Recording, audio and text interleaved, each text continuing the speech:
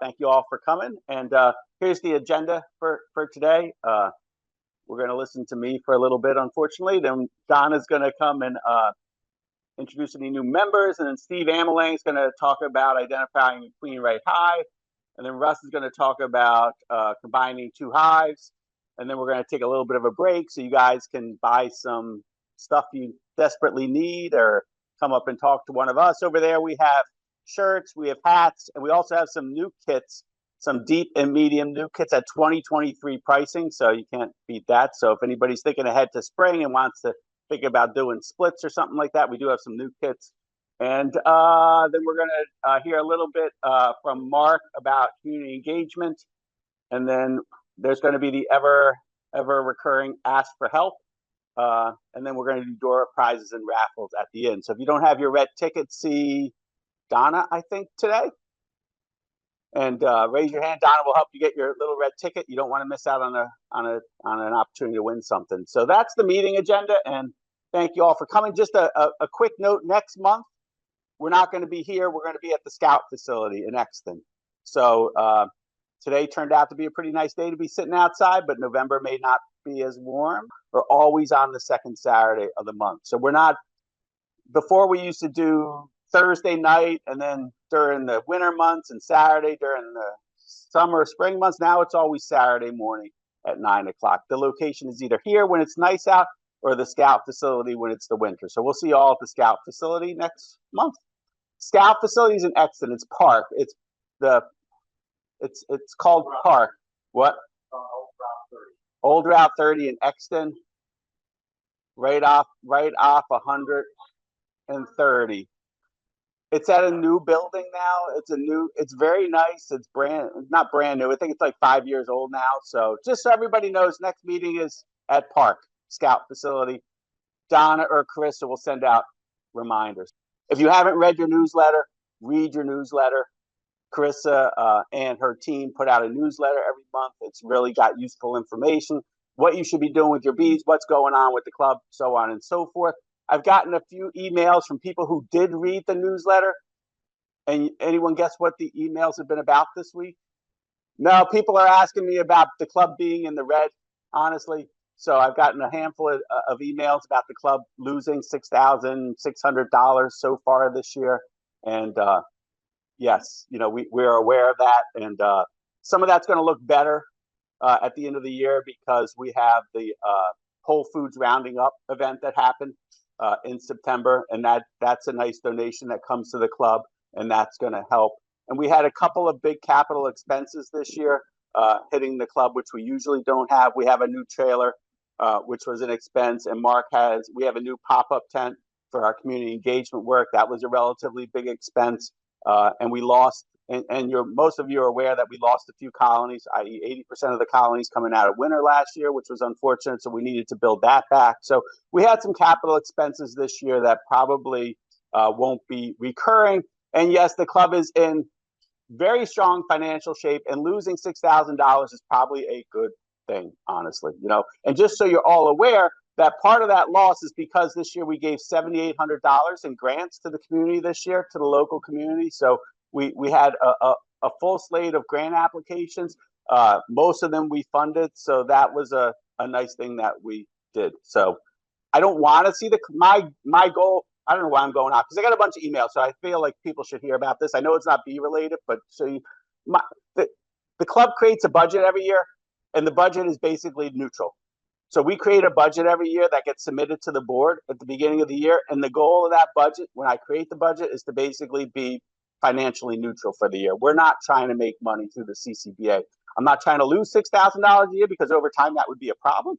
But I'm trying to create something that basically is neutral for the year.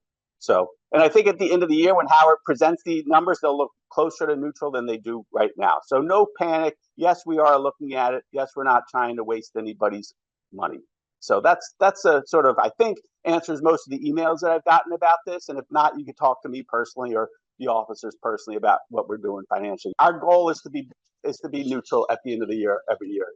It's to sort of have the money coming in equals the money going out. And yes, we have about a $60,000 or $70,000 sort of that's what's in the bank right now. So we have a little bit of way to sort of try some new programs, try to be innovative, try to do some cool things, and yet not necessarily, everything we need, volunteers, find a committee lead to help out. That's my monthly thing. The club only runs through the members. Okay, some upcoming highlights of what's going on. November is the Board of Elections. We have 2 open seats for the board coming up in November. So if you're interested in serving 3 years on the CCBA board, which basically does vision and mission for the club, so they kind of tell me what the overall goal is. They make sure we're not getting in trouble with the law, with whatever the 501c3 standards are, to make sure we have the right insurance, to make sure we have the right accounts, those kind of things. Highly important. The size of our organization is 600 members. I think at this point, we aren't the richest non-for-profit in the world, but we have enough money and we have enough members that we want to make sure we're doing the right thing. So that's why we have a board. There's 2 open seats. You do not have to be you don't even have to be a beekeeper to be on the board, right? So one member of the board can be an external member who has nothing to do with the club. So if you know somebody who's really good at running boards or being on boards and you think they're interested in being on the CCBA board, they are welcome. So we have two members, and you don't need to. You could be a beginner beekeeper, but you're just into being on a board, and that's the type of people we need to be on a board. You don't need to know anything about beekeeping. Anyway, nominations minimum 2 weeks prior to the meeting. So next November meeting, we have an election. So your nomination has to come in 2 weeks before that meeting. So and there's ways to do it. Carissa sent out an email on how to do it. You'll see more emails on how to do it. Basically, you just need 5 signatures or 5 emails from members saying like, yeah, Mark would be a good person to have on the board. Fondant sale. We will do a fondant sale this year. I need to figure out I still haven't figured out the date or how we're going to pick up these 4,000 pounds of fondant.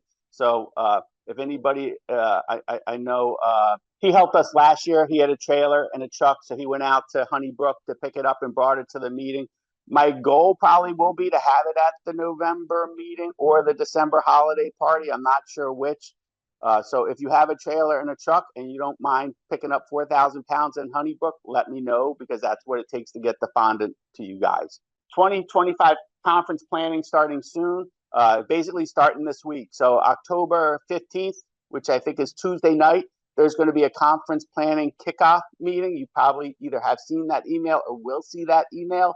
Carissa is going to be our conference lead going forward for 2025. I twisted her arm enough to say I'll do it again this year. I mean, it's a huge job and a huge responsibility. This year, we're going to try to do I don't try to do anything. Either I do or don't do. This year, we're going to do a hybrid conference. So what does that mean? So we sent out a survey asking for people, what do you want in a conference, right? The good old days that some of us remember, we did a conference at Westchester University on a Saturday. That was pre-COVID. We had 200 people. We had 3 speakers. We had vendors. We hung out for a day. That was a CCBA conference. COVID hit, and then we went to virtual conference. So same Saturday, we hang out all day, but we hang out on a computer, and we invite more speakers and have a wider audience. There's a group of people that say we should do virtual, and there's a group of people that say we should do it in person. What do? You do both. We'll see what that looks like this year. So the idea is the morning will be a virtual part of the conference for 4 hours. We'll get the best speakers across the country, have a virtual component, and then we'll take a break, or you'll be able to shower or finish your lunch. And then we'll have a early afternoon to evening in person part of the conference. That is what the plan is. What does that sound like? A lot of work, honestly. That's the biggest risk to this conference, is that it's a lot of work, because we're trying to do both. And those of us who have been involved know how much work each piece of it is. So now we're putting the 2 pieces together and trying to deliver that. With that said, a lot of work is easier with a lot of hands, right? There's a meeting on October 15th, Tuesday night. If you have any interest in hearing more or getting involved or helping out, please log on to that meeting. I feel like we need about 10 people to make this work. So if we can get about 10 core people willing to sort of help out with a piece of it, I think we'll be able to deliver it. Without 10 people, I'm afraid, and I put that in my newsletter this month, I'm afraid of burnout. That's my risk. I don't want to burn any of the officers out who are doing the work. So that's enough said. If you're free on October 15th and you want to see what's going on or say, I think I can do a piece of it, please log on. That's the conference. It's going to be awesome, I hope, and you know what? If it's not awesome, then we change it in 2026. You only learn by evolving, right? So if you don't evolve, you don't learn. And holiday party. Yes, we're going to have a holiday party in December. Uh, that will be Monica. And you know what Monica does with parties? You know, she delivers. Details to come, but you know, you won't have to stand up. You won't have to come pull up a seat and listen to me for 20 minutes. You can party with Monica. So that's going to be in December next. You know, this is somewhat repetitive month to month to month, but I think it's highly valuable. You know, when I look at my beekeeping and trying to keep my goal, and everybody's goal is to try to keep their bees alive, right? Really, that's the most important thing I would say in beekeeping is do whatever management you wish to do. And there's lots of ways to manage your bees, but at the end of the day, you want your colonies to survive year after year after year. You don't want a sick colony that's spreading disease that dies that then you need to restart the following year. Does it happen? Of course. Does everyone have some colony loss? Of course, but that should not be the goal. The goal is to be healthy bees. Just like if you had chickens or you had cows or whatever, kids do what's necessary to keep them alive. They're a living creature. Yes, they are an insect, but they're a living creature. So when no, back. Don't try to speed me along, Sir Mark. So there's four things to assess when you open your hive. The first thing to assess is how many bees are in the hive. You know, do you have 2 frames of bees? Do you have 7 frames of bees? Do you have 20 frames of bees? How and the reason why you need to know how many bees is you have to decide how big the house should be. This this I don't think gets a big enough attention, and I think it's important. Small colony, small house. Big colony, bigger house. If you have a big colony in a small house, it's going to swarm. If you have a small colony in a big house, it's going to be robbed out or get sick. So you're always sort of assessing the size of your colony and adjusting the size of your box, your hive to match it. Don't be afraid to go small, right? So people say, I'm hopeful, right? It's like the hopeful super or the hopeful brood box. You should know when you make a decision it's going to work. You shouldn't be hopeful about it because if you put on more space trying to be hopeful, more than likely it's going to fail on some level. So anyway, brood. It's always good to, you know, if you work with Jeff Eckel, you know, when he comes out and does your inspection, the only thing he wants to see in that hive is 2 or 3 frames of brood. He doesn't care how many supers you have. He doesn't care really about anything else. He wants to look at 3 frames of brood. Why does he want to look at 3 frames of brood? Because he wants to know if you're queen right. He wants to know if you have any disease. He wants to look at the larvae. He wants to look at the cap brood. He wants to see if your hive is well or not. And that's really any hive inspection. You should be trying to look at 2 or 3 frames of brood to get assessment on are you queen right and are you dealing with any disease. Food, bees need food to survive. It's pretty simple, right? This is pretty simple stuff, but it's easy when you get into a hive, you get overwhelmed or you're rushing and you're not paying attention to these things. You should make an assessment of food. All year round, bees need food to survive, right? And bees need food. The factory is to make brood. The colony's always trying to make brood for the most part because without brood, the colony dies. Brood cycle has to continue. The bee population has to continue. It's only 6 weeks, right? If you cut off brood production for 3 weeks, your population is half the amount it's going to be 6 weeks later. And if it doesn't have food, what happens? The population gets shut off, right? So you always want to make an assessment of food. When you're starting a new colony, you want to make sure it has enough food. When you're harvesting and you're post-harvest, you want to make sure you have enough food in the colony. And especially right now, as we go into winter, you want to make sure you have enough food because the nectar source is pretty much done. If anyone's looked at the hives over the last 2 or 3 days, what do you see? Nothing. Unless you have some really smart bees who found a source like a stack of boxes that were left out that are being robbed pretty much. There's not much forage left out there right now. And it's going to get less and less. So you're going to see that the colony activity coming in and out of the hives is down because there's no forage. There's very little forage out there. So over the next 2 or 3 weeks, obviously, this is your window to get the food up for the hive. So you want to be out there seeing what your food sources are. And then disease.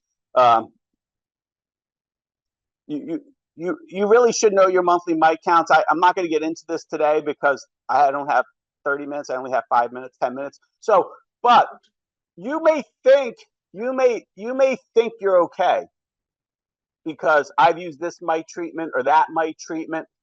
You don't know that unless you check.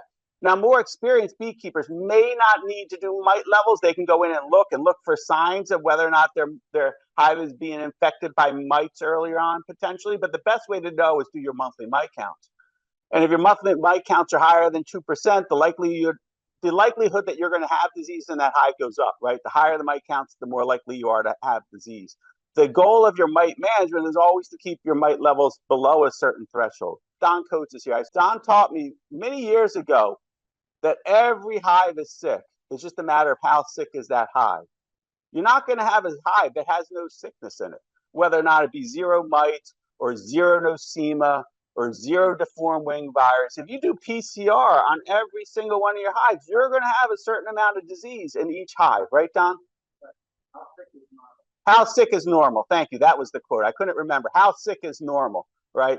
And one of the ways to keep your hive from over from crossing that threshold to when it's no longer normal is to know your mites and manage your mites. It's the number one, number two, and number three thing you probably can do as a beekeeper is to know your mite count. And then if your mite count's over that threshold, do something about it. And that's all for mites. So there's 4 things you need to inspect: bees, brood food, disease, match the hive size to the colony size, recognize a queenless colony and intervene early, feed if necessary, and do your mite count. So for me, what is my October management considerations? Like, I'm going out to do bees later on today and tomorrow. So what am I doing? You know, you got to make a decision how you're going to overwinter. You know, are you going to, what is the hive configuration that you're going to overwinter in? My goal personally is to overwinter in 1 deep. That's my goal for my beekeeping and how I want to manage my hives to survive. Now, you can do 1 deep, you could do 2 deeps, you could do 2 mediums, you could do 3 mediums, you could do a deep and a medium. I think personally, anything more than 2 deeps or the equivalent of 2 deeps or 3 mediums is probably too much for them in the winter. I see some head shaking right there, but that's okay. I think it's too much space. Why? Because the bees have to heat that space. Why ask them to heat more than they need to heat? The heating the cluster is going to, you can leave more space on your hive if your space is full of sugar water or honey, honestly, right? So if you're leaving space that the frames are empty, don't leave that space. If you want to leave 2 deeps and 2 mediums and it's all full of honey, go ahead. You know what I mean? Like that's something that you can do. I personally think that any space larger than 2 deeps is more space than the colony needs to make it through the winter. Combine if not queen right. If you're not queen right now, it's probably not going to survive the winter. Your population's probably lower. Unless you have a critical population, you're probably not going to survive the winter. You can combine it now, you can shake it out now, or you can let it be and see whether or not it survives right now. But things that aren't queen right are probably not going to make it. And Russ is going to tell you what to do if you're not queen right. Now's the time to feed. I think my hives need to have somewhere between 40 and 50 pounds of food in it to survive the winter. Could you do more than that? Sure, you could do more food than that, but that's pretty much what I'm trying to get. If my hive doesn't have 40 or 50 pounds of food on it, I will probably feed 2 to 1 to get it to that weight. Now, there are exceptions to that. If I'm dealing, like, for example, out at the apiary yard where we have our 18 apprentice nukes, that are just in 5 over 5 deeps, I'm trying to get them to about 35 pounds of food for the winter and not 50, just because they're smaller colonies and smaller boxes. There's plenty of people that can overwinter. If you have a really small colony, you could overwinter in a 5-frame deep, just a single deep with maybe 2 frames of bees, and you can get that through the winter. And obviously, you're not going to put 35 pounds of food into that colony. But in general, if you have generally about 40 to 50 pounds of food is what they need to survive the winter. I can get 40 or 50 pounds of food into a single 10-frame deep box. That's why I choose to run single deeps, because I know a single deep can have 40 or 50 pounds of food into it, and with management, I can get that through the winter. The bees are healthy. Check mite counts are treated universally. It's kind of getting late in the season, honestly, to do much about your mites. If you haven't done anything about your mites, or what you've done hasn't been effective, which is my case in some hives, and the mite counts are high, you could oxalic acid vaporize them. You can throw an Apivar now, but the effects are pretty much done because the brood rearing is coming to an end, you know. And if your mite levels have been high, your viruses have been high, and it's the middle of October, more than likely that colony is not going to survive the winter because there's been too many mites and there's too much illness in that hive. You may not see it, or you may see it if you're experienced, but again, it doesn't hurt to always try to lower your mite levels, but the effectiveness of doing it now is surely a lot less than doing it earlier in the season. Um, that's what I'm doing this weekend. Am I going to have 100% winter survival? No, I know that coming in for a variety of different reasons. But that's my goal. My goal is to have less than 10% winter loss, and if I can achieve that, then that's what we're all trying to do. We're all trying to keep our bees alive and healthy. Questions on anything that, so the question was, when do you go from 1 part water to 1 part sugar in your syrup to 2 parts sugar to 1 part water? And I would say now. The bees have to dehydrate that syrup to get through winter, and the more concentrated it is, the less work to do that. So I think right now is 2 to 1. Now with 2 to 1, you do have to heat your water to get it into 2 to 1 generally. So whether or not you're going to do that on your kitchen sink, or whether or not you're going to do it with a propane. I do it with a propane burner. There's other ways to do it, but you're generally going to have to heat that water to get that into solution. So now's a good time to go 2 to 1 on your feeds for sure. George, it's me, Diane. Hello, Diane. If you have a single deep and you have mostly 25 to 30 pounds of stores, does that keep the queen from laying even in the springtime if they don't? Because she has nowhere to lay if you have that much supplies on hand. I mean, I think that's a good question. So the bees are going to consume, obviously they're going to consume the honey or the sugar water through the winter, right? So pretty much once forage done, which is pretty much now, the colony is going to continue to lose weight. Even if they're not making brood, just to generate heat, they're going to lose weight. The colonies generally lose about 5 pounds a month until brood rearing starts. So in November, they're going to be down 5 pounds. December, they're going to be down 5 pounds. January, they're going to be down 5 pounds. And pretty much the end of January to the start of February is when brood rearing starts to kick in again.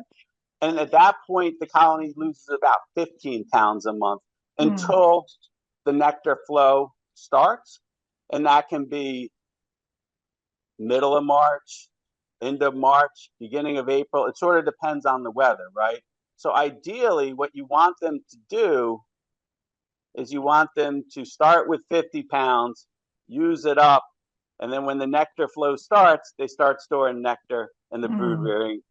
Now, with a single deep, the room for error is less, right? The room for error on having enough food is less. And we can go into that a little bit later. Surely if you have a double deep and you have 100 pounds of sugar syrup or honey on that hive, the odds of that colony running out of resources before the brood rearing starts in February and March is less, right? But that requires either leaving that much honey on the hive or feeding that much sugar syrup to get to that weight, right? Yes. Remember, a deep frame can generally hold about 6 pounds of sugar syrup or honey on it. So if you're running a 10 frame deep, and most of those frames are filled out with honey or sugar syrup, you're probably going to be at 60 or 70 pounds that box, which is probably going to be enough to get to 40 or 50. It's all math. And yeah, the answer to your question, and the queen is going to have room to lay because through the winter, they're going to eat up that honey or sugar syrup to open up space for the queen to lay coming out of winter. Do you add supplements to your mixture, your sugar mixture? My goal is to not need to mix up sugar water and feed sugar syrup right now. So my goal is to have most of my hives with enough honey on them to survive the winter. If I'm mixing up 2 to 1 sugar syrup, I'm not personally putting supplements into like Hive Alive or Rocket Fuel, or there's a couple of brand names out there that you can add to your sugar syrup, which basically have essential oils and salts and stuff like that. I don't personally use them. I don't think supplementing your sugar syrup with essential oils or things like that is necessarily harmful. I think the evidence to say that it's helpful is minimum, honestly. So, and we can go down to, you can get into a discussion of, Is it better to leave honey, or is it better to leave? Or is it better to harvest the honey and feed back sugar water, or is it better to leave the honey and minimize your sugar water feed? Yeah, that's an hour discussion in of itself. Personally, I choose, and the reason why I choose to do it because I'm lazy and I don't feel like mixing up sugar water. So I kind of try to get the bees to leave as much honey as possible, and I think it's best. I can't prove it to you, but I think it's there for a reason.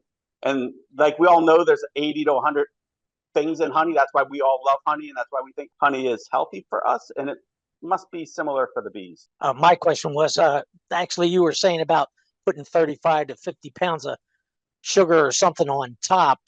You could do that every month, correct? I mean, you don't have to put that much all at once. You could maybe 1 month throw on 10 pounds or whatever, 15 pounds. They're not going to eat 50 pounds in one Right. month. So, every month, maybe just go in. At some point, we're not going to be able to feed sugar syrup, which is basically the end of this month, beginning of next month, and you're going to have so much honey or sugar syrup stored on the hive, right? And eventually, hopefully not, but the hive may use all that up, and then you need to supplement with more fondant or sugar bricks or something like that, and that goes on the top of the hive. And you don't have to. You could put 30 pounds of fondant all at once, but you could also do it 5 to 10 pounds, 5 to 10 pounds, 5 to 10 pounds. What do you mean? You mentioned shake your bees out. What does that mean? Take Well, your hive if it's small and shake them out and let them find a new home? pretty much. If you have a really small colony that doesn't have a queen, and you want those bees to sort of live their natural life out, just shake them out and they'll end up in another colony, assuming they're not sick, right? So if it's small because it's sick with some terrible disease, you probably don't want to shake them out. But they probably will just drop to the ground anyway if they're sick, honestly. Your ultimate beekeeping behavior is based on your perspective and your desired outcomes. None of our perspectives are the same. None of our desired outcomes are the same. So how we beekeep is going to be different, and that's okay. Thanks, Donna. We have some new members here today. This is the time where I usually take and say, is anybody a new member? And I know for sure there are because I just met you, or at least they're new to the meeting here.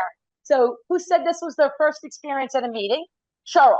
That's right, Cheryl. And Cheryl, did you just start beekeeping or you've had a long break? So Cheryl's a new member. She said she's had a long break. You used to beekeep 25 years ago. What's making you want to get back into it? Oh, you're on a farm now. Okay, awesome. All right. Do we have any more new members? And tell me your name again. Jacob. And you're beekeeping currently?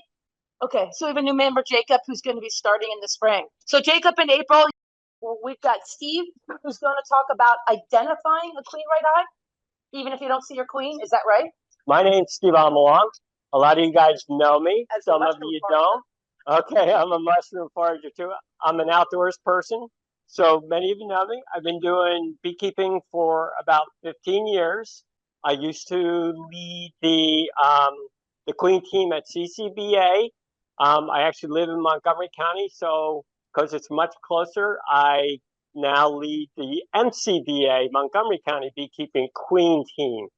This talk is probably more focused for beginning beekeepers. I think experienced beekeepers, hopefully real good experienced beekeepers, know what I want to tell, what I'm going to talk about. And it's not identifying if your hive is queen right or not. It's another step that's not normally taught to new beekeepers that a lot of new beekeepers don't know about when they see their hive and they think they're queenless.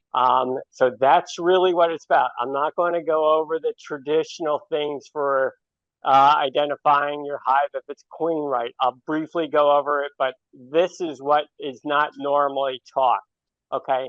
And I'm doing this because it's actually very important and it comes up in the fall especially, okay? This is a situation that happens a lot and you get these calls, and because I've been a leader of queen teams for the last 5 years, I get called, Steve, do you know where I can get a queen? And it's like, how do you know you don't have a queen? Have you done this? No, what's that? And it's like, do this first, okay? So it just comes up, and I really think everybody should know to do this. It's really super easy. Everybody, one of the biggest things you should do in beekeeping is making sure your hive is queen right, okay? Jeff Eckel has instilled that on me And it's like I never did that on a regular basis, and now I do it religiously. Okay, and I have extremely good results. I recognize problems early, like what George was saying, and I can address them because before they become a big problem, and I correct it. If you do it wrong, if you don't follow this step in the fall, you might do it wrong. And queens right now are going for $50 a pop. And putting a queen in at this time of year is a touchy situation. You can do it, but in a lot of cases, you really don't need to spend $50. So that's why I want to just teach you guys this little, I call it a trick. I don't think it's a trick. You just got to recognize what's going on in the hive. Last year, when I check my hives, now in the fall, I actually check my hives every 5 weeks. Normally, it's every 3 to 4 weeks to make sure that the queen right. And this time, at the end of this month, I was checking all my hives to make sure they were queen right. 9 out of 15 hives would, if you just use the traditional ways, 9 out of 15 hives, you would have surmised that they were not queen right. There were no eggs, there was no larva, and very little cat brood. Okay, but because I learned this over the years, I knew another thing that you got to do, and it's like, okay, I was patient and I did this other thing, and it's like they all had queens, but and fortunately I didn't buy any queens at that time. So that's why I'm emphasizing and doing this now. It's very useful in the fall. Okay. The traditional ways for making sure your hive's queen right. Hopefully most of you guys know this. Look for eggs, of course. Look for larvae. Cat brood. That's okay. I actually only look for eggs or larvae. If I don't have that, I start to worry. Or you can look for the queen. Don't look for the queen. I know people who do go in and look for the queen. They end up squishing the queen. Finding the queen is like near impossible, especially if you got big hives. I never, ever, ever tell you to do that except in very rare situations. But there are lots of times in the stage of a queen when she's not laying eggs. That's what this talk is talking about. So when you have swarm cells, or you have supersedure cells. It takes 16 days for them from the egg to the emerging. She won't be laying, you won't see any fresh eggs or larvae there, or cat brood, if it's long enough for cat brood. So if you're looking for that stuff and you're going to surmise if you don't see eggs, larvae, or cat brood, you're wrong. You got to do more. And then when she emerges, she might take a couple of days to mate, depending on the weather. Again, you won't see that. You won't see those traditional things. Once she mates, I'd say it's 4 or 5 days before she actually starts laying, depending on the weather. Those periods, you won't see the traditional queen right signs that you've learned in your classes. And that's what this is covering during those periods of time. And one more, which I call the fall sabbatical. That's the situation that occurs now, or at least occurs on my hives every year, where you have a great hive and they actually, I think what happens is they go through their burst of laying their eggs, their winter brood, and winter brood lives longer than summer brood. And once they're done, she'll stop laying. And that's when I saw 9 out of my 15 when I were checking, there were no signs. Okay. Your queens will stop laying for periods of time. It could be 1 week. It could be 2 weeks. I've seen it 3 weeks where they stop laying. Okay. And it's like, oh shoot, I'm in big trouble. And normally that's not the case. So most of this, think about it in the fall sabbatical terms. Let's see what else I missed. Okay. This step is so easy to do, you'll kick yourself. We used to do it on the queen team when we had problems raising queens at CCBA. We always made sure we told people to check this step out, to do this step. As I said, experienced beekeepers know about it. But unfortunately, I don't think it's taught in the beekeeping beginning classes. We did a CCBA when we were raising queens, and we could not get our queen cells weren't ready on time. We had a very strict schedule.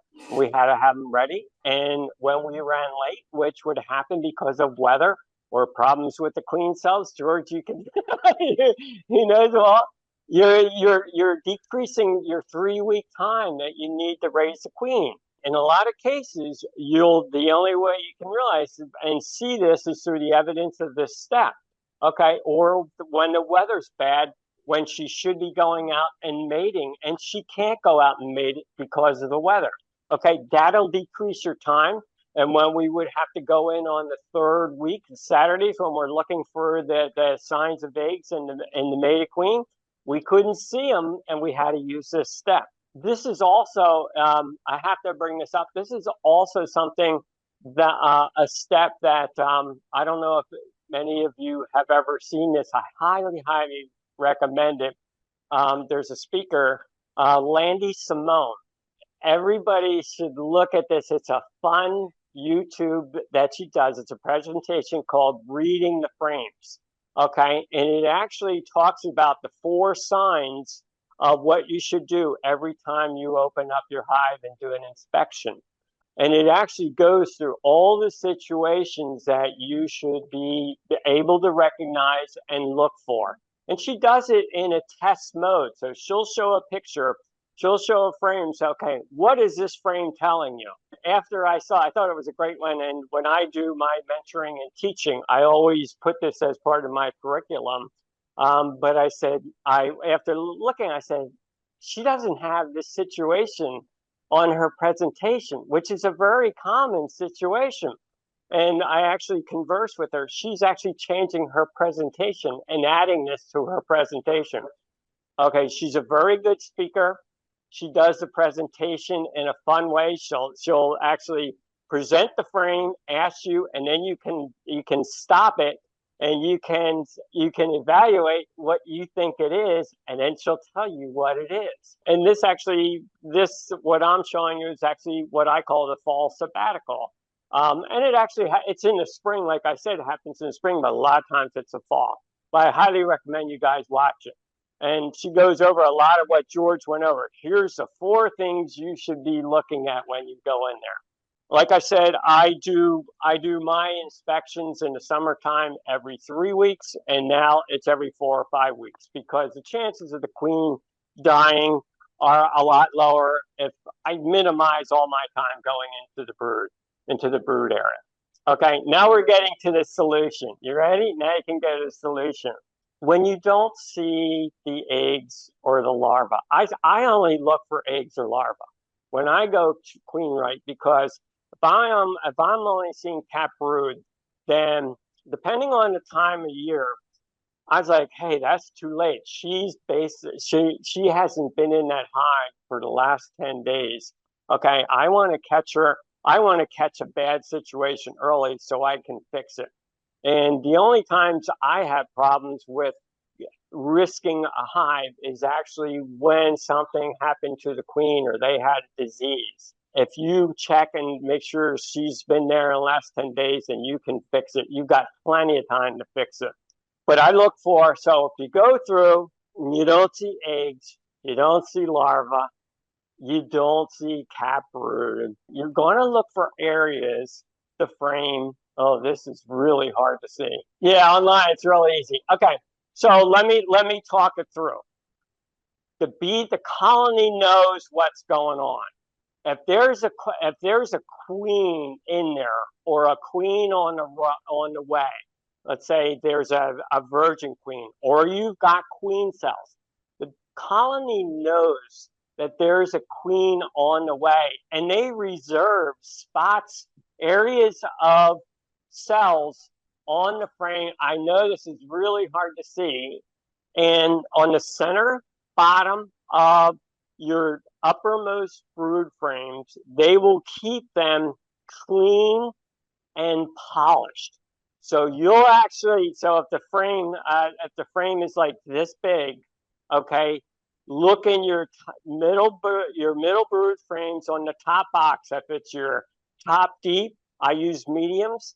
Normally they filled up my top brood box with honey now, and I actually have to go into my second brood box.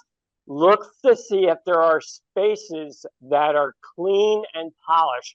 Polished just means they're keeping them super clean and they're actually shiny. If you look at them with a flashlight, I use a headlamp, they're actually, it looks like they polished it. Okay. And you will see if there's a queen in there, you will see on several of the middle frames that there's a clear space that they've kept free and say, hey guys, don't put any honey in there. Don't put any bee bread in there. This is for the queen. She's here and she's going to start laying this week or next week or next week. If you see that, just wait and be patient. You've got a queen in there, even though you're not seeing eggs or larvae. Or if the fall sabbatical is long enough, you might not even have any capped brood. Okay. I'd say, in my mind, it works 90% of the time, and you're not wrong. You can't guarantee they know that there's a queen on the way, but she could also mate and during her mating flight, get killed.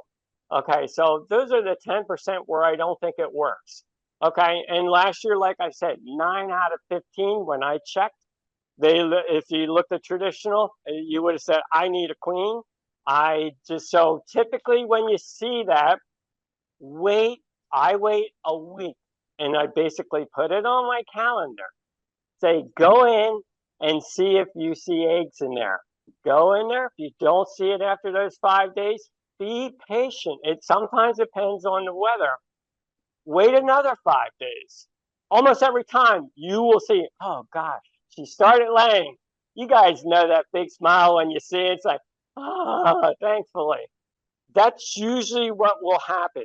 The other things I missed a couple things that I need to show you guys.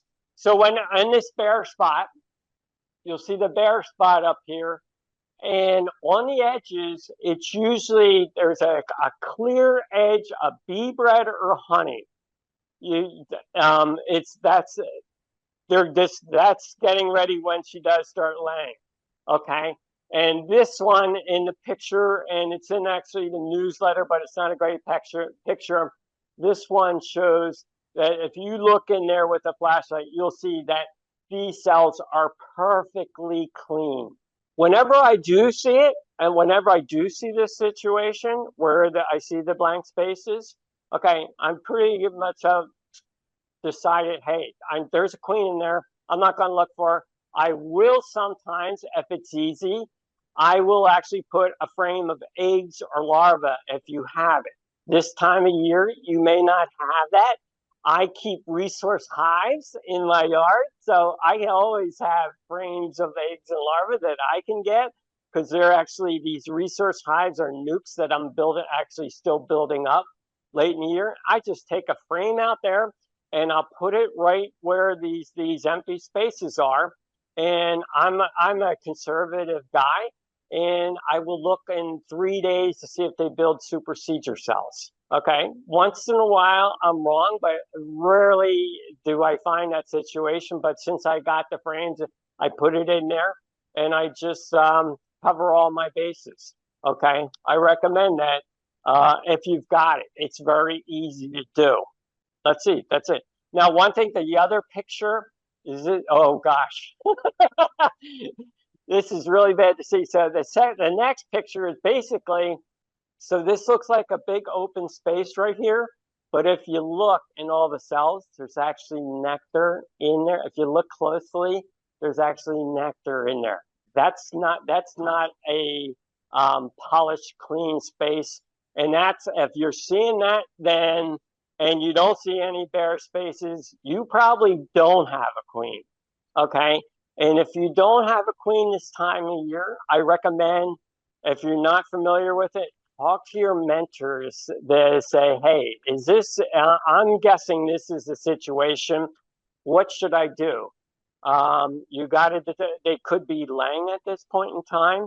your hive may not be, if they're not laying, it may not be strong enough. You may have to do a merge. There's several different options. You could buy a queen cell. Again, it's an expensive route to go. I would recommend talk to your mentor if you're not finding those bare spaces. What was the other point I was going to say? Oh, I was going to say last year I had out of those 9 out of 15, 2 of those puppies did not start laying. It was actually the last weeks in November. They hadn't started laying. And me and Regina Roa, you guys probably know Regina. I said, Regina, these guys haven't started laying, but I got the bare spots. I said, let's go in and try and find the queen. Okay, and we went through both those hives twice. We went down to the bottom, up to the top. We didn't find the queen, and we was like, oh shoot, maybe I should get a queen. And I knew where to get a queen, so I lined up and got a queen. And I got the queens from a friend of mine. And I was about to put the queens in there because these were really strong hives. They had built up their winter brood, and I was about to put them in there. I said, let me just look one more time. It was the next day. Lo and behold, there were eggs in all the spots. Okay, so I didn't have to do it. But so that's it. Any questions? It's really a simple thing. As I said, I'm not going to do any fancy slides. This isn't rocket science. But take the extra time. Don't go nervous, crazy, and say, I need a queen. I need a queen. A lot of this happens this time of year, a lot, and you usually don't. Good question. Good question. So the gentleman said, if you saw the blank spaces and you did a follow-up or two to look for eggs 5 days later or 10 days later, and you didn't see, and you saw that there were either multiple eggs, would you see multiple eggs in there, or would you see nectar in there? I think that's the question you were asking. So it would be a combination of both. Now you probably won't see nectar in there because there's very little, if none, nectar to collect. So you might see there's still pollen being brought in. You might see bee bread in there or multiple eggs.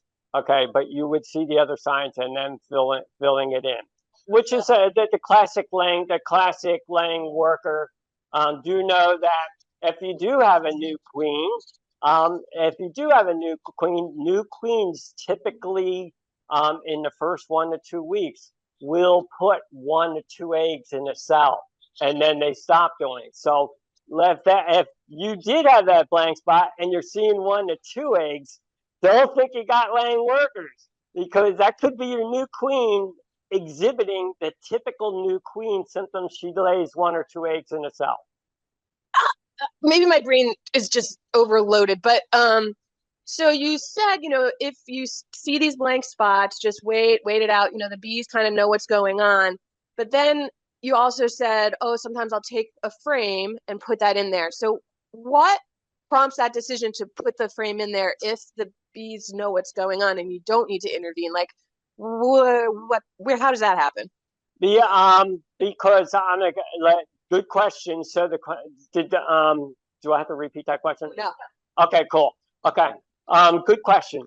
So I tend to do all my beekeeping conservatively, and because I have these nuke boxes in my backyard, and I know I can easily just go in there. It'll take me 2 minutes and get a frame of eggs and put it in there. Just there is a very rare time where I've seen that there isn't a queen in there. Okay, very, very rare, I would say, extremely. Just like to back it up. I'm always backing it up. Okay. I've lost 1 hive in 6 years, and I manage 20 hives a year. I'm not bragging, but whenever I see a situation, I make sure I correct it. Okay, and I you'll see on my calendar, go in and look for this. Okay, and I have certain days, so that's all I'm doing. Yep. And most of you guys don't have the spare nukes with the spare frames like I do. But highly recommend. look at the Landy Simone. I just find it's a great teaching tool, and you'll have a lot of fun, and you'll find out how much you do know or don't know about judging different situations. Okay, thank you.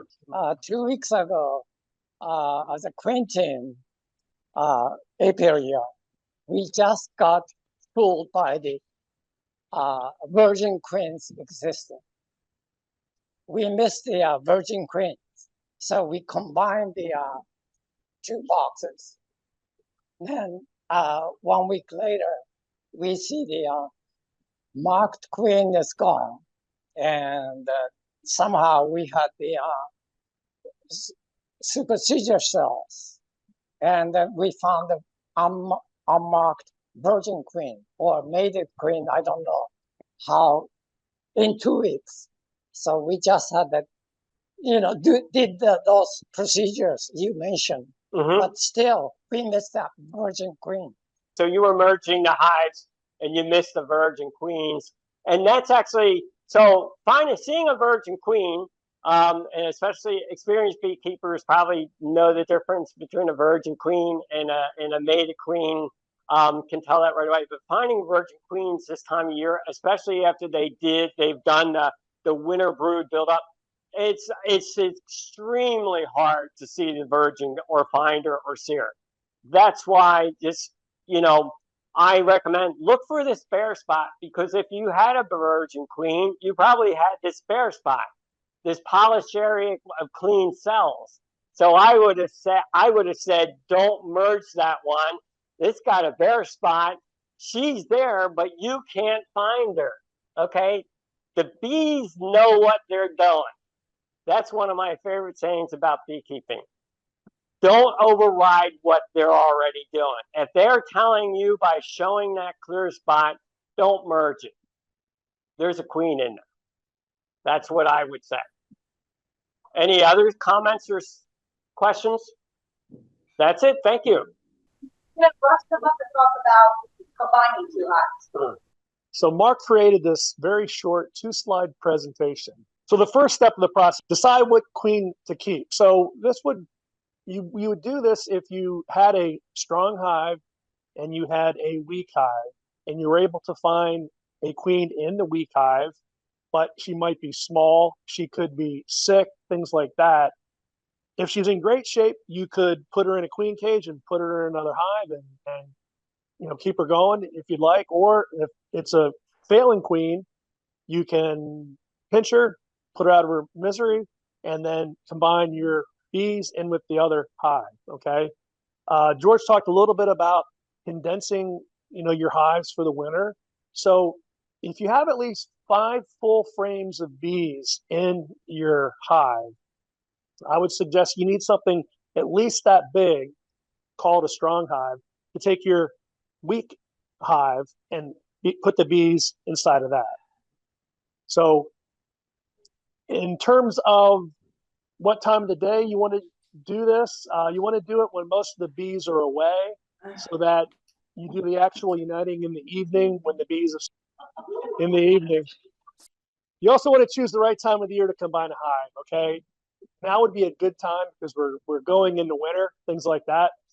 You can combine hives anytime. If you lose a queen in the spring, she goes out, or your hive swarms and she's lost, doesn't come back, doesn't get mated, you can't find her. You could also do this in the springtime, summertime as well. But I wouldn't combine any hives too much longer. November might be too cold. That's just my opinion. Ask 2 beekeepers the same question, you get 50 answers, right? So early fall is a good time. Use the right newspaper. So most newspapers are printed with soybean oil. I know that because I printed our school newspaper, 26,400 copies a day for 3 years. It was a blast. I was black at the end of the evening and had to get all Gojo and get rid of it. But most of the papers are using soybean oil. They've been using it for decades. But if you have really glossy paper with colored ink, there could be some heavy metals in that. So try not to use that. So use a typical newspaper that you'll get anywhere. What's your next choice? You could use paper towels. They're almost the width of a hive. Tissue paper, stuff like that. I wouldn't use So the comment was you don't necessarily have to use paper to take a weak hive and put it into a strong hive. Some people go take the bees, they put them right in, and whatever happens, happens. Whatever you like to do, that's that's up to you and what you do with your bees. I've done both. You want to start with a strong colony. If you have a weak hive, put the weak hive into the stronger colony, it becomes more robust. Manipulate the frame so that the hive, you have your best frame of bees, brood, and honey. So again, if you're going to take that weak hive and put it into a larger hive, make sure you're going to have enough resources so that it could overwinter properly. And the other point is, Steve mentioned that he has a 5-frame nuke that he uses as a resource hive for situations where he might need a new queen at any particular time of the year. George mentioned you can very easily overwinter bees in a 5-frame nuke. So use that as your discretion. If you have a queen and your hive is just too big in a 10-frame or 8-frame, you could always take that, even if the population is low, and put it in 5 frames in a 5-frame nuke, just as another option for you so that your bees can survive. This is the picture that Mark had, newspaper. He lays it out over the top, and then he puts the next box over the top. And as you can see, the bees pretty much chewed up all the paper, and now you just have to go and take the remnants off the sides of the box, if you choose to use paper. So when George was giving his talk and somebody said something about what to do with a small weak hive, and George said, just shake them out. Steve was in my ear going, I wouldn't do that. And I said, well, say something. He goes, I'm not going to say anything. So I'm going to say something. I think that Russ's idea of combining a weak hive with a strong hive gives you the option of shaking it out. Steve said they'll just find a tree and they'll die. So this at least gives them some kind of option to combine them and help them out a little bit. So I said what you didn't want to say, Steve. I'm perfectly okay with people. Well, that's what I said. I want to say something, Steve. It's all good, right? Because you got to give different perspectives out there, and then figure out what works for you, right? I by no means think I have the ultimate answer. There are like a lot of different ways to do things, and we always get different results. So I wanted this talk to be hands-on because I know when I used to sit in the meetings, I thought an interaction meeting was the best. So we have stuff up here. If you're unfamiliar with it, you can come up and look at it, touch it, feel it before you purchase it. So I guess we'll just start at the top. Top insulation board. This is what I assume top insulation board was. Right. You just go to Home Depot or Lowe's. I guess I don't spend a lot of money because mine's only 3/4 inch, an inch. But this goes all the way up, I think, to 2 inches. Does anybody know? Yes. So Does anybody use anything thicker than this? What do you use? 2 inch? For all those hives? Damn, okay. This is, in my opinion, not that matters. This is probably better than this, honestly. This is an R3 or 4, and this is an R10. What is that? Just thicker. It's the same board, but it's just 2 inch or 1.5 inches. This is 1.5 inches. I'd highly recommend doing thicker. If you're going to buy this stuff, just get a higher R value on the top of your hive. You won't need to feed your hives as much honey and sugar syrup because they won't burn as much because you have higher insulation on the top. So for many years, I was told to use this. Now I'm basically going to this. Yes. I think it was 1.5 inches. 1.5 inches, I think, was on the covers that we built. That's enough, yeah. So can I just say one thing about this? Because I was over Bill Scott's house the other day, or yesterday, and I put this right up in the top cover and shut the hive. And you can just leave it there, but this goes in my top. I also put it on top of my hive. So if snow lays on top, it's laying on top of this. So I actually set these on top. Bill Scott put it over the inner cover. So he actually has a hole in his. So there's all different ways to use it, but his go over the inner cover and down so that the bees can access the top of this and still have their top entrance. So at the top of my hive, I put a shim, right? So at the top of my hives in the winter, this is a shim, 1.5 inch shim. Then the inner cover, and then the insulation board, and then the outer cover on top of that. So that's kind of what my winter configuration looks like. And this is for the shim is for emergency feed if you need it. So this is the place to put your fondant or your sugar bricks if they run out of food during the winter. I don't have that screen. So You can put a screen on this so the bees can't get through this. So you could put like so they don't attack you. I don't think the screen limits the bees' ability to get to what's up here, but that's one of my concerns why I don't screen it. And I want to get some stings in January. So I want to just say one more thing, because everybody buys jars of honey, right? And they come in cases. In those cases, they get sealed in this. Now, I know there's somebody here at this meeting that's very much against plastic, and I am too, but things are made with plastic and we can't avoid it. So I'll take these, break them off the cases, and these, if you don't have insulation in an emergency, can be used in the top of your hive. And my thought is let the bees break it down, let time break it down. And then eventually when it gets thrown out, hopefully it breaks down easier. Would you say that's good? yes. So one thing that I do in my hive, so I don't know what the right term is. I didn't hear everything. So I make one piece that's like that, homemade, and I call them winter summer inner covers. And it's like this, okay? And in the winter time, you have the flat part closest to the frames against the frames, and you put your sugar, whether it's granulated sugar or fondant in here. You got room for that. Actually, in the winter time, it's this way. I'm sorry, it's this way. It's sorry. So this way. I keep it one step. You got to be on camera. So in the winter time, you have the hollow part facing your frame, and you can easily put in fondant. Okay, and I put in blocks of fondant. I typically go into my house in the winter, like about 45 degrees, check to make sure there's fondant, and I can quickly go in there. If there's not, I can put it in there in like 20 seconds. Then in the spring, around March, you got to make sure when you see them starting to build the comb, you got to get them when they start to build the comb, or they'll fill this up with comb and eggs and larvae. You flip it, and you keep it this way until right before the winter time. So I don't use these anymore, and I don't use these anymore. I basically made a combination of these, and I just flip them all year long. And do you screw them together or do you tape them together? There's one piece. Oh, there's one piece. Just nail it Nail together. it together. Yeah. Yeah. Cool. Actually, yeah. Same idea. And then there's one more top insulation. What is this called again? Homosote. Homosote. Does anybody know what that is? Does anyone use Homosote? Anybody use Homosote? So this is what it is. I do stained glass, and we use it to frame in the stained glass when we're working on it. So that's the only reason why I know what this is. But if anybody's interested in, it's heavy as hell. If anybody's interested in seeing this, some people put that at the top. That's used as a sound barrier. It's used. It holds moisture. So some people use it at the top to control moisture at the top of your hive.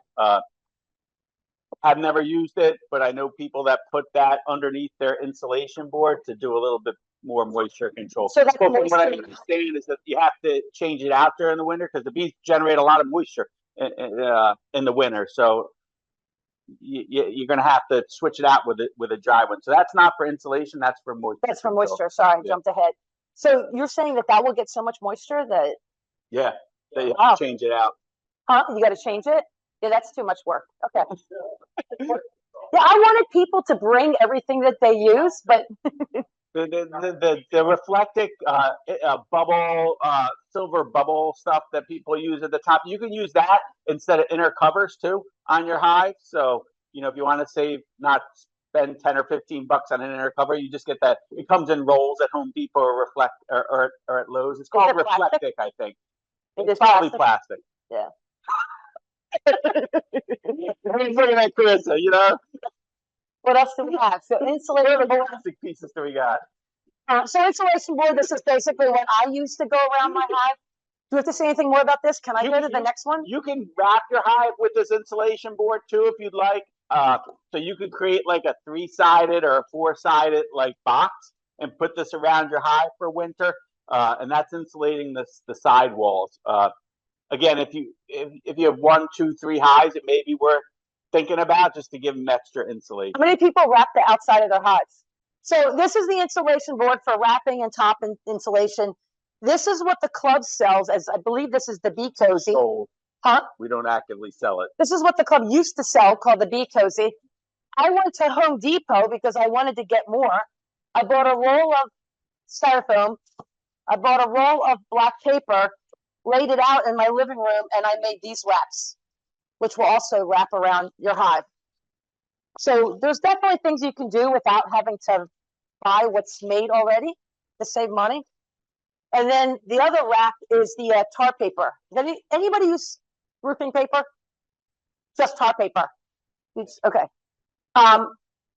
Most of us aren't probably roofers, so if you want to know what this feels like, here's a roll I picked up yesterday. This is what it looks like. There's 2 different thicknesses. There's a skinny one and there's a heavier one. That's the heavier one. It's 216 square feet, which means it is, I figured it out yesterday. You can get about 10 or 12, I think 12. If you go 6 feet long, you can get about 12 wraps out of that. And it's about $38 for that. This here is also here if you want to see what that looks like. What else do we have? Anyone who uses tar paper, any advice or tips on using it? See, with Keith left. Keith uses it. He's a big tar paper guy. He leaves it on all year long. What I was going to do, this is going to be the first year I use it, is I was going to kind of wrap it around my hive, and what sticks up, I was going to cut at the corner to create flats to fold it in at the top just to hold it, because then Keith puts his lid on and it kind of holds it shut, and I really like that method. So I was, yeah, they actually jump off the ground and go back on the box for him when he's done. Just so old. Not that I'm an expert. You guys probably know more than I do. Rust at the top of your hive. You know, if you're not insulating the top of your hive, you're going to create problems in your hive. So just, if you don't have this at the top, please do. What is that wrapped around? Is that just a black duct tape? Gaffer tape? It's just more plastic wrapped around there. And I don't know why I did that. You don't need to do that. Don't do it. It's extra plastic. It looks like gaffer tape or duct tape. So somebody just said they wrap the sides with Gorilla Tape. Bill Scott said that he wraps it because the bees will chew the insulation. So his is wrapped in that silver tape. I forget what that's called. Yeah, like an aluminum tape. I forget what it's used for in construction, but.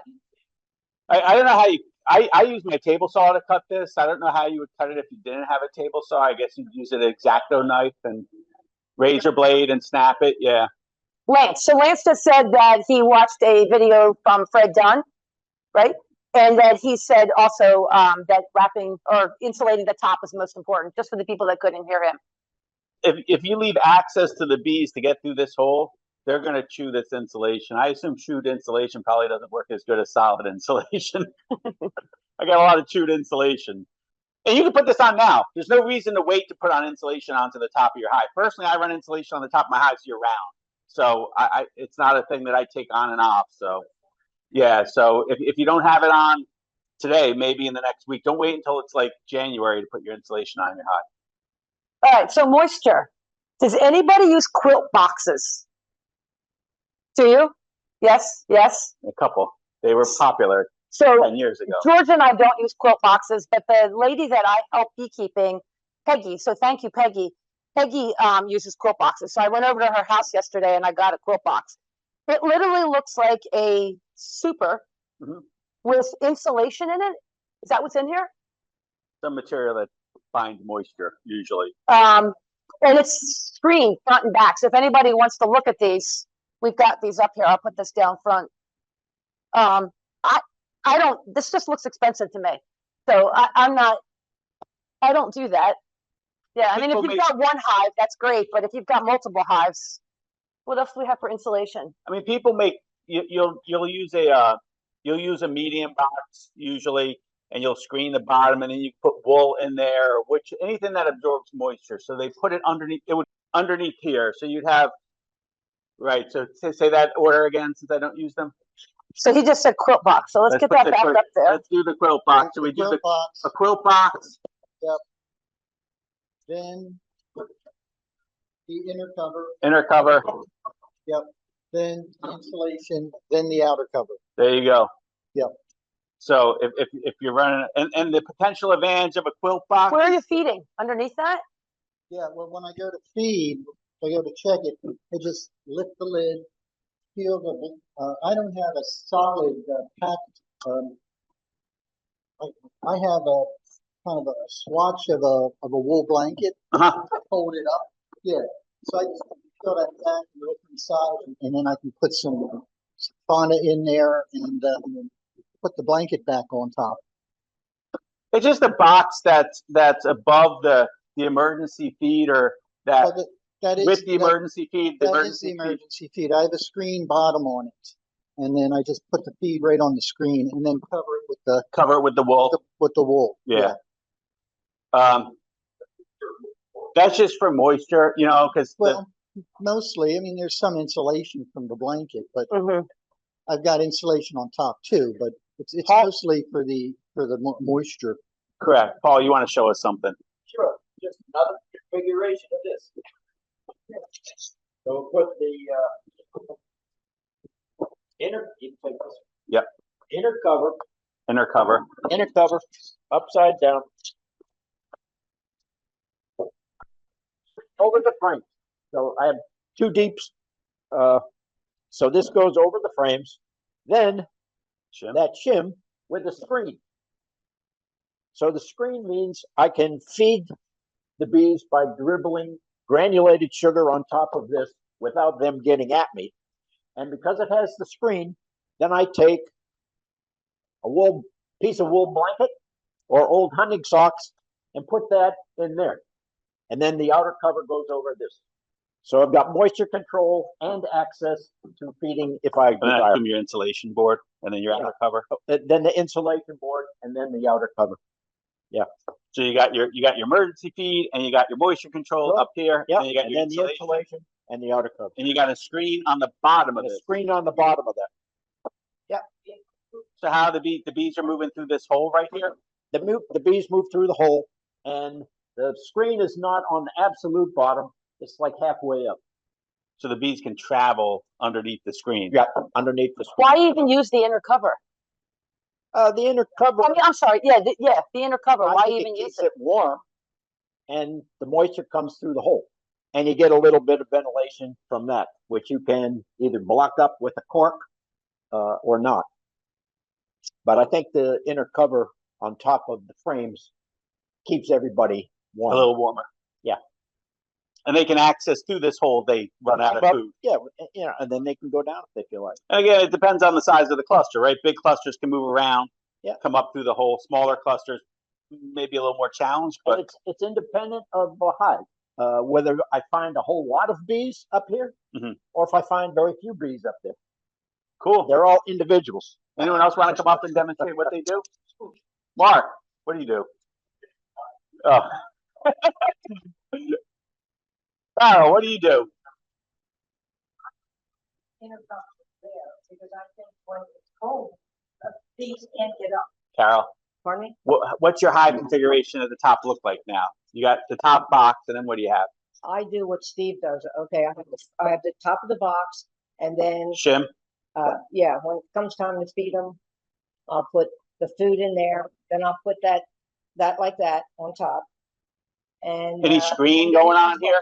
Huh? Is this screen? No. Not screen. You got this. So just an open And the shim, insulation. an inner And then cover, this. insulation. And then the cover. Yeah. Sugar bricks fondant, a candy board, like that would be a candy board. Candy board, sugar brick fondant. This year I'm gonna get bricks. In there. Carissa, what do you do? No shim? No shim. Get rid of this? Just just insulation on top. Your inner How do you cover? feed? I don't feed. You don't feed. She leaves honey. I leave honey. My second year, I didn't know about top insulation, so I was like, okay, I'll moisture. I got all my inner covers, and I put this on the bottom of my inner cover, stapled it in, and you can see the frames. I don't know if you can see, but you can see the frames, how it was up against it. And this was my moisture control. And then I just put my sugar bricks on top. I don't think I even put insulation up top and just a lid. I had better luck when I did less and knew less. I don't know. I'm struggling now. It's almost like I know too much, and I need to go. Oh, this is yours. Wrong way. Eric, you need to go back to simplifying things. Anybody else want to share? There's also burlap. One of the suggestions, if you do check your food stores in the winter, which I do like once a month, you can look inside your top cover, the wood, and if you see mold growing on there, okay, it's an indication you've got moisture in there. You think? Okay, you shouldn't. I know. Yeah, so that's one of the things you can see. Do you have an effective moisture control in there by looking to see if there's mold on the inside of your external cover? Has anybody ever seen mold? I've never seen mold inside. Yes. Oh, you guys have? Yeah. It's like a black mold. Yeah. Really? Yeah. Yeah, coming out of winter, it's very common to see mold Huh. if you don't have if you have too much moisture, for sure. I sorry to point, but No, that's okay. It's Amy. I see it says wool. I've heard of wood chips. Like, is there any other suggested materials that you could put in that for moisture control? That quilt box, wherever it is. what else? I think he used cedar chips up there as something to use moisture. So cedar bedding. Tony used to use wool blankets at the apiary site. Do you still use wool blankets? And then I put the wool blankets on top, and then the insulation. So we got wool blankets, we got wood chip, we got straw. Anybody else use anything else creative for moisture? Homo soap board. Homo soap board's down there. I may try. I've never used a Homo soap board, so I may just put it on one of my hives to see how wet they get, just out of interest, you know.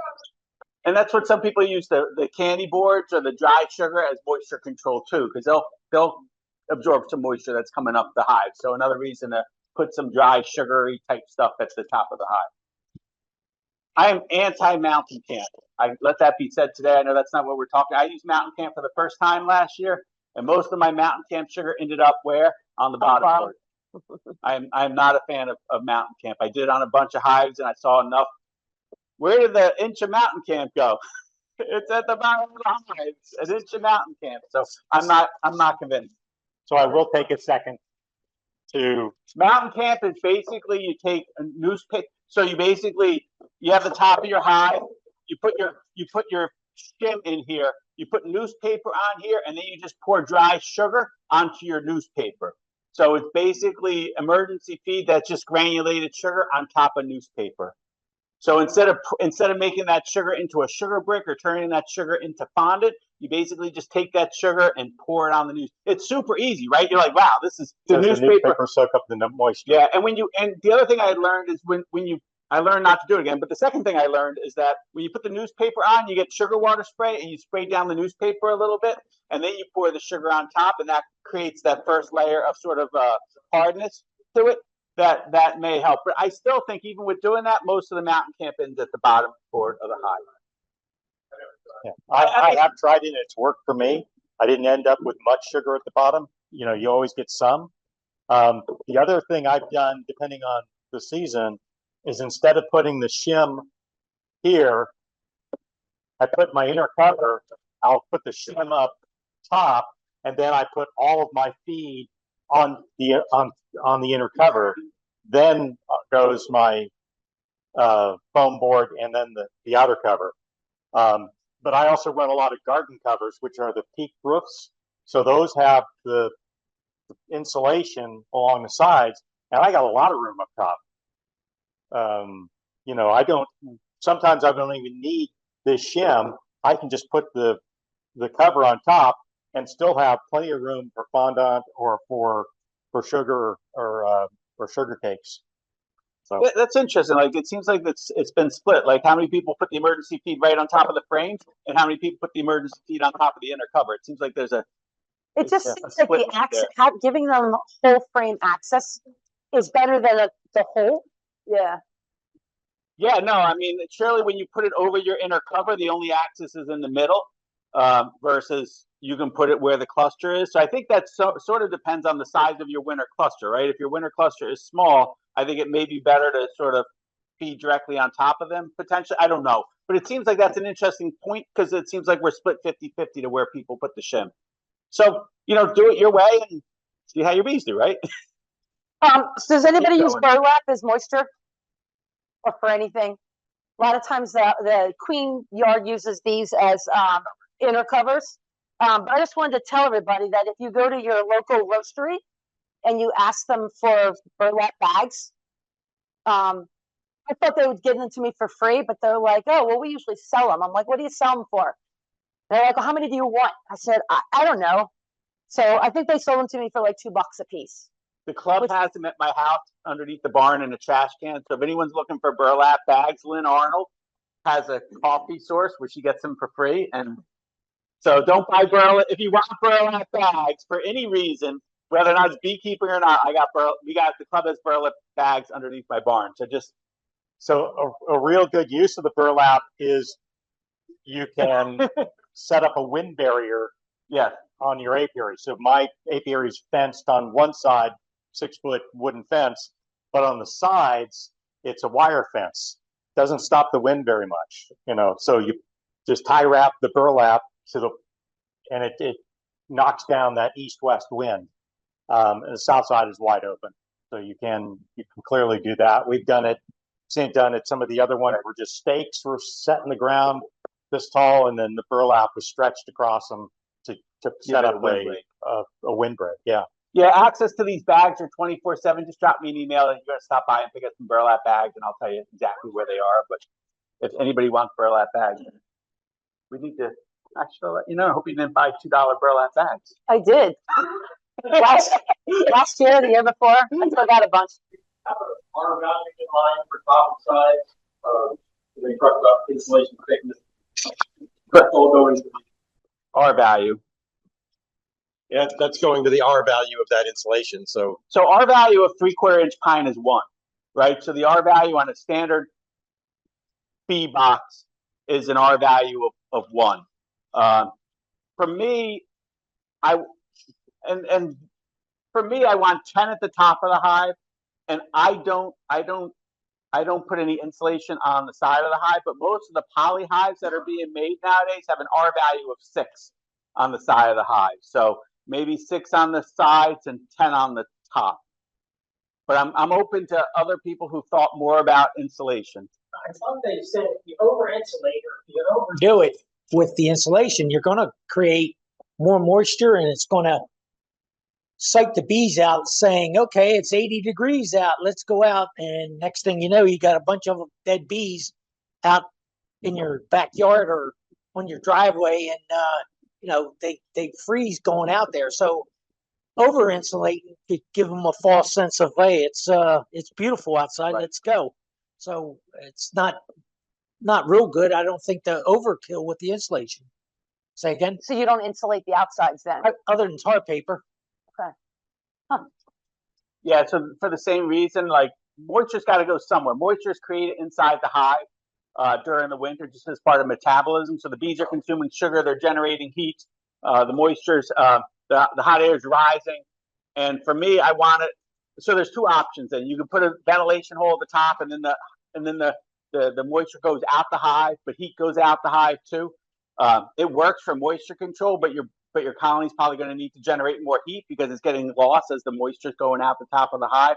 Or you could not have a hole at the top of the hive, and that moisture comes up and then condenses on the side of the hive.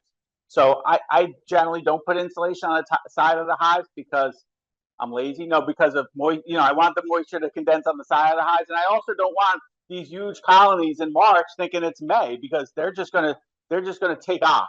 And when your hives are swarming in March, it's trouble. So there's pluses and minuses, right, to over insulating. I would say with small hives, if your colony is small, like if you have a nuke box or you're trying to overwinter a small colony, then definitely wrap that nuke, right? Because you only have so many bees, and if they stress out, your bee population is going to be less. So if I was overwintering a single 5-frame deep nuke box with maybe 2 frames of bees, I would probably go around and insulate not only the top but also the sides. But otherwise, I don't. So, but yes, Tony, Chris Sim always taught me, like there's a reaction to everything we do, right? So we do this, we always have to think about, well, what's happening when we do this? What's the consequence of it? And that you can run big colonies and you can make big colonies get active in the spring, but the consequence of that is that they think it's Georgia in March and not Pennsylvania in March, and then they're taken off to the trees, and that's a challenge too, you know. So, but yeah, no, 10 at the top and 6 at the sides is kind of what poly hives are. Can I ask a question? Sure. If I use that size board, how many of those equal 10? I think this is 3 or 4. So I would use 2 of these boards or 1 3/4 or 2-inch board. I've gone to 1.5 to 2-inch boards at the top now to get closer to 10. Okay. I saw a difference last year. I run single deeps, and some of my and this is non-scientific, right? Everybody sees one and they know the answer, right? I mean, and I'll admit when I know the answer, when I don't know the answer. This one I may not know the answer, but in observation, I run single deeps, single 10 frame deep nuke box. I mean, single 10 frame deep hives through the winter. Some of my hives had this. Some of my hives had the thicker stuff. The hives that had the thicker stuff seemed to be heavier.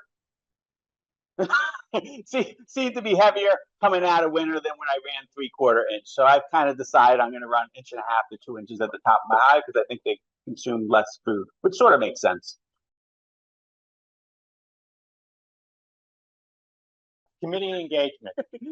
We've got a couple more events coming up this year. They're generally one person kind of events, and I think we're covered, so not to worry there. But as we go into next year, please consider volunteering to come out and man the booth and talk to people about beekeeping and talk about the importance of bees or pollination. Some of you all have been here, have met us at events, and others of you have. Brooke and her husband were at the Kimberton or at the Unionville Fair all day Saturday, and talked to hundreds of people and sold a couple of bottles of honey. Yeah, it was not a bad thing. Lance, you and your wife were there. Emma Rossi was there as well, and we were selling honey. We were talking about bees. We were showing people find the queen. It was a great time, great opportunity to share the passion that we have about beekeeping with people that had no idea that. You mean if a bee stings me, it dies? I got stung 5 times with one honeybee. No, you didn't. It wasn't a honeybee. Or did you know it takes 12 bees their lifetime to create 1 teaspoon of honey? These little simple facts. And I guarantee you, a first-year beekeeper knows more about beekeeping than any general member of the public, with the exception of some 3rd to 5th graders who've done their school project on beekeeping and are coming up and telling me facts that I didn't know. So it is really, really exciting, and so it's a load of fun. Highly recommend it. And that's what our booth looks like this year. We've got the big bannered tent. We've got tablecloths. All we need is you. All we need is you. Honestly, that's all we need. We spent some money this year making it look professional. Educational material, pop-up tents. All we need is you for 4 hours, honestly. And believe me, you know enough. Even if you don't know enough, you know enough. Honestly, we just need people to show up. How many people? Raise your hand if you like the cookies and the donuts and the fruit and the coffee today. Okay, now let me tell you a story. That would not have existed if I didn't show up to an event to do community outreach. No lie, I showed up to the Creamery or somewhere in Kennett Square, right? As a club, I said I got to go talk about bees. I was like, okay, it's my duty. I was still like newer in the club, but I was like, I'll help out, And I went there and I set up my little whatever I set up, and there were like 5 people there. I'm like, this is fun, But 2 of the people in that audience was Patrick and Stephanie, and that's where we met them, So. And I'm sitting there talking to them, and 3 other people got up and left, and I'm basically talking to Patrick and Stephanie now about bees, and that's kind of how it started. So it's important. True story, right? I'm not making this up. Totally true, So you never know who you're going to meet, and we've invested to make it easy on you. But I tell you, how many people volunteer when the ask goes out? 1 or 2, if we're lucky. So I know I'm preaching to the choir, but there you go. I'm done. Next slide. So you never know who you're going to meet. You may meet the next Patrick and Stephanie. You may meet the next person who's going to make you $1 million. You never know who you're going to meet when you sit there and chat with somebody. Yeah, no, there's lots of stories like that. Next. So I just want to I just want to say something about our November meeting. We will not be here in November. We will not be forcing you to sit out in the cold and wear a scarf and hat. We're going to be back at the Boy Scout location in Exton. If you don't know where that is, I'm sure it's on our website somewhere, or I'll be putting out an email. The next meeting, if it's okay, I want to do a DIY. You're in charge. Everything's DIY. What do you make with honey? What do you make with beeswax? What do you make with propolis? Bring your ideas. I've got a bunch of stuff that I do. I know Monica does stuff. I know Sheena does stuff, from cosmetics to food to useful stuff. Like I do a lot of hiking. Wow. I actually had a waterproofer. I do something with waterproofing my maps and paper. So if I make recipes for the kitchen, I actually do a waterproofer on that piece of paper and it doesn't get messed up. So I'm going to show you guys that idea. All right, here we go.